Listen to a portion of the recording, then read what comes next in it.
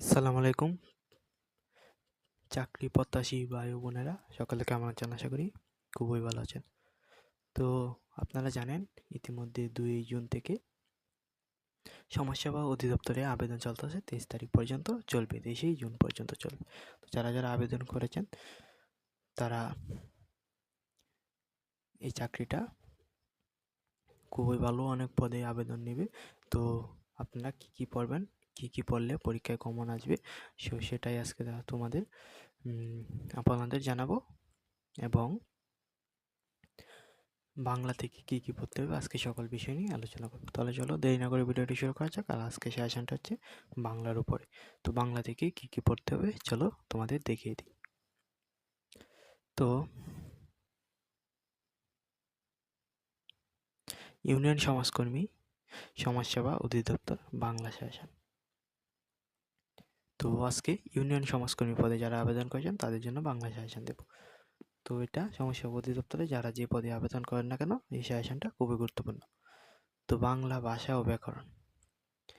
বাংলা ভাষার আদি নিদর্শন কি? বাংলা ভাষার জনক কাকে বলা হয়? সাধু চলিত রীতির পার্থক্য, সন্ধি কত প্রকার ও কি কি, সমাস কত প্রকার, কারক কত প্রকার, বিভক্তি, প্রত্যয়, উপসর্গের পার্থক্য, বাগধারা, প্রবাদ প্রচলন, এক কথায় প্রকাশ। তো এখানে যেগুলা বললাম এই টপিকগুলা বাংলা থেকে পড়তে হবে।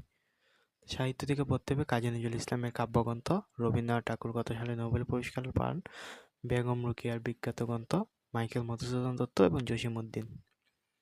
এই কবিগুলোর তত্ত্বগুলা পড়বা, ইনশাল্লাহ এখান থেকে কমন আসবে। সাহিত্য থেকে চর্যাপদ আবিষ্কার করেন বাংলা সাহিত্যে প্রথম মুসলিম কবিকে? বিদ্রোহী কবিতার রচয়িতা। আমার সোনার বাংলা গানটি রচনা করেন কে? খবর কবিতার রচয়িতা। বানান শুদ্ধিকরণ, এখানে কিছু বানান শুদ্ধিকরণ দেওয়া আছে।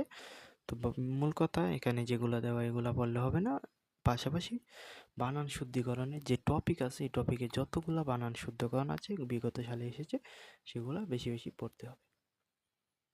তো পরীক্ষায় বারবার আসা বাগধারা, আকাশ কুসুম, কল্পনা, চোখে সর্ষে ফুল দেখা, খাল কেটে কুমির আনা, গাছে কাঁঠাল, গুফে তেল, এক ঢিলে দুই পাখি মারা। তো এতক্ষণ যা বললাম এই টপিকগুলো বাগধারা, বানান শুদ্ধিকরণ, সাহিত্য থেকে গুরুত্বপূর্ণ প্রশ্ন, সাহিত্যিক যারা এই সাহিত্যিক আছে কবি কাজী নজরুল ইসলাম, এইগুলো তো যদি তোমরা ভালো করে পড়ো চলো এখান থেকেই কমন আসবে।